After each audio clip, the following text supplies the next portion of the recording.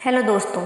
तो आज मैं आपको सोमवार की व्रत कथा सुनाऊंगी। एक नगर में एक बहुत धनवान साहूकार रहता था, जिसके घर में धन की कोई कमी नहीं थी। परंतु उसको एक बहुत बड़ा दुख था कि उसका कोई पुत्र नहीं था। वह इसी चिंता में दिन रात लगा रहता और पुत्र की कामना के लिए प्रत्येक सोमवार को शिवजी का व्रत करता और पूजन करता और सायंकाल को शिवजी के मंदिर में जाकर शिवजी के विग्रह के सामने दीपक जला करता था। उसके उस भक्ति भाव को देखकर एक समय श्री पार्वती जी ने शिवजी महाराज से कहा, महाराज, यह साहूकार आपका अनन्य भक्त है और सदैव आपका व्रत और पूजन बड़ी श्रद्धा से करता है। इसकी मनोकामना पूर्ण करनी चाहिए। शिवजी ने कहा, हे पार्वती, यह संसार कर्म क्षेत्र है। किसान खेत में जैसा बीज बोता है वैसा ही फल काटता है। इसी प्रकार इस संसार में जो जैसा कर्म करते हैं वैसा ही फल भोगते हैं। पार्वती जी ने अत्यंत आग्रह से कहा, महाराज, जब यह आपका अनन्य भक्त है और यदि इसको किसी प्रकार का दुख है तो उसको अवश्य दूर करना चाहिए, क्योंकि आप सदैव अपने भक्तों पर दयालु होते हैं और उनके दुखों को दूर करते हैं। यदि आप ऐसा नहीं करेंगे तो मनुष्य आपकी सेवा, व्रत और पूजन क्यों करेंगे। पार्वती जी का ऐसा आग्रह देख शिवजी महाराज कहने लगे, हे पार्वती, इसके कोई पुत्र नहीं है। इसी चिंता में यह अति दुखी रहता है। इसके भाग्य में पुत्र न होने पर भी मैं इसको पुत्र की प्राप्ति का वर देता हूँ, परंतु यह पुत्र केवल 12 वर्ष तक ही जीवित रहेगा। इसके पश्चात वह मृत्यु को प्राप्त हो जाएगा।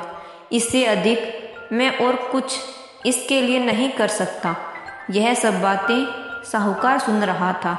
इससे उसको न कुछ प्रसन्नता हुई और न ही कुछ दुख हुआ। वह पहले जैसा ही शिवजी महाराज का व्रत और पूजन करता रहा। कुछ समय व्यतीत हो जाने पर साहूकार की स्त्री गर्भवती हुई और 10वें महीने में उसके गर्भ से अति सुंदर पुत्र की प्राप्ति हुई।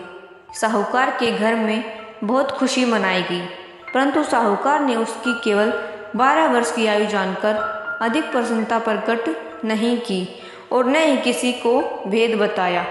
जब वह बालक 11 वर्ष का हो गया तो उस बालक की माता ने उसके पिता से उसका विवाह आदि करने के लिए कहा, तो वह साहूकार करने लगा कि मैं अभी इसका विवाह नहीं करूँगा, अपने पुत्र को काशी जी पढ़ने के लिए भेजूँगा। फिर साहूकार ने अपने साले अर्थात बालक के मामा को बुलाकर उसको बहुत सा धन देकर कहा, तुम इस बालक को काशी जी पढ़ने के लिए ले जाओ और रास्ते में जिस स्थान पर भी जाओ यज्ञ और ब्राह्मणों को भोजन कराते जाओ।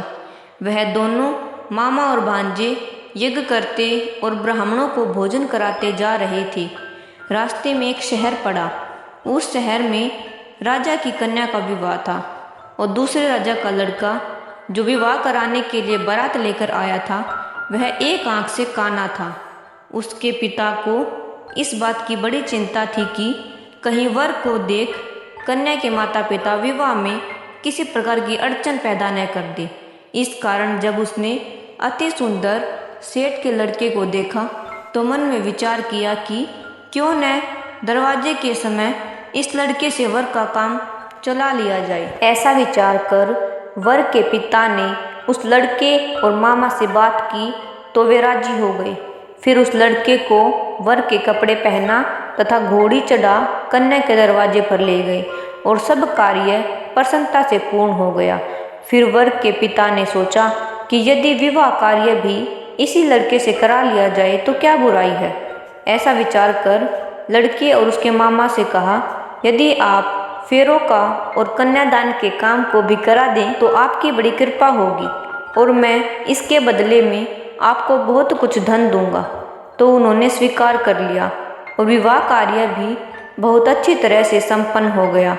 परंतु जिस समय लड़का जाने लगा तो उसने राजकुमारी की चुंदड़ी के पल्ले पर लिख दिया कि तेरा विवाह तो मेरे साथ हुआ है, परंतु जिस राजकुमार के साथ तुमको भेजेंगे वह एक आंख से काना है और मैं काशी जी पढ़ने जा रहा हूँ।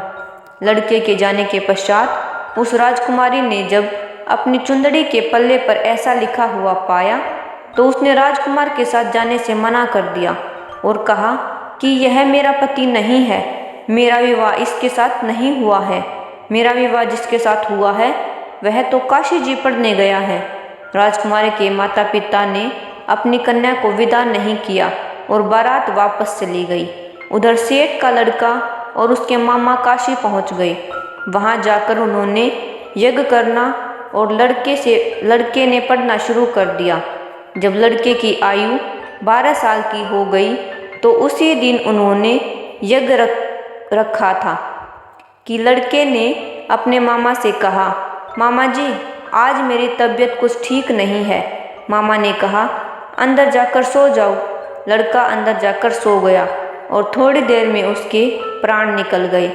जब उसके मामा ने आकर देखा तो वह मुर्दा पड़ा है तो उसको बड़ा दुख हुआ और उसने मन में विचार किया कि यदि मैं अभी रोना पीटना मचा दूंगा तो यज्ञ का कार्य अधूरा रह जाएगा। अतः उसने जल्दी से यज्ञ का कार्य समाप्त कर ब्राह्मणों के जाने के पश्चात रोना पीटना आरंभ कर दिया। संयोगवश शिव पार्वती जी वहाँ से जा रहे थे। तब उन्होंने जब रोने की आवाज़ सुनी तो पार्वती जी कहने लगी, महाराज कोई दुखिया रो रहा है, इसके कष्ट को दूर कीजिए। जब शिव पार्वती ने जाकर देखा तो वहाँ एक लड़का मुर्दा पड़ा था। पार्वती जी कहने लगी, महाराज यह तो उसी सेठ का लड़का है जो आपके वरदान से हुआ था। शिव जी कहने लगे, हे पार्वती इसकी आयु इतनी ही थी, वह यह भोग चुका। तब पार्वती जी ने कहा, हे महाराज इस बालक को और आयु तो नहीं तो उसके माता पिता तड़प तड़प कर मर जाएंगे। पार्वती जी के बार बार आग्रह करने पर शिव जी ने उसको जीवन वरदान दिया और शिव जी महाराज की कृपा से लड़का जीवित हो गया। शिव जी और पार्वती जी कैलाश पर्वत को चले गए। तब वह लड़का और मामा उसी प्रकार यज्ञ करते और ब्राह्मणों को भोजन कराते अपने घर की ओर चल पड़े। रास्ते में उसी शहर में आए जहाँ उसका विवाह हुआ था। वहाँ पर आकर उन्होंने यज्ञ आरंभ कर दिया तो उस लड़के के ससुर ने उसको पहचान लिया और अपने महल में ले जाकर उसकी बड़ी खातिर की। साथ ही बहुत से दास दासियों सहित आदरपूर्वक लड़की और जमाई को विदा किया। जब वह अपने शहर के निकट आए तो मामा ने कहा कि मैं पहले तुम्हारे घर जाकर खबर कराता हूँ। जब उस लड़के का घर पहुँचा तो देखा कि लड़के के माता पिता घर की छत पर बैठे हैं और यह प्रण कर रहे हैं कि यदि हमारा पुत्र सकुशल लौट आएगा तो हम राजी खुशी नीचे आ जाएंगे, नहीं तो छत के गिरकर अपने प्राण खो देंगे। इतने में उस लड़के के मामा ने आकर यह समाचार दिया कि आपका पुत्र आ गया है, तो उनको विश्वास नहीं आया। तब उसके मामा ने शपथ पूर्वक कहा कि आपका पुत्र अपनी स्त्री और बहुत सारा धन साथ लेकर आया है। तो सेठ ने आनंद के साथ उसका स्वागत किया और बड़ी प्रसन्नता के साथ रहने लगे। इसी प्रकार से जो कोई भी सोमवार के व्रत को धारण करता है अथवा इस कथा को पढ़ता या सुनता है उसकी सारी मनोकामनाएं पूर्ण होती हैं।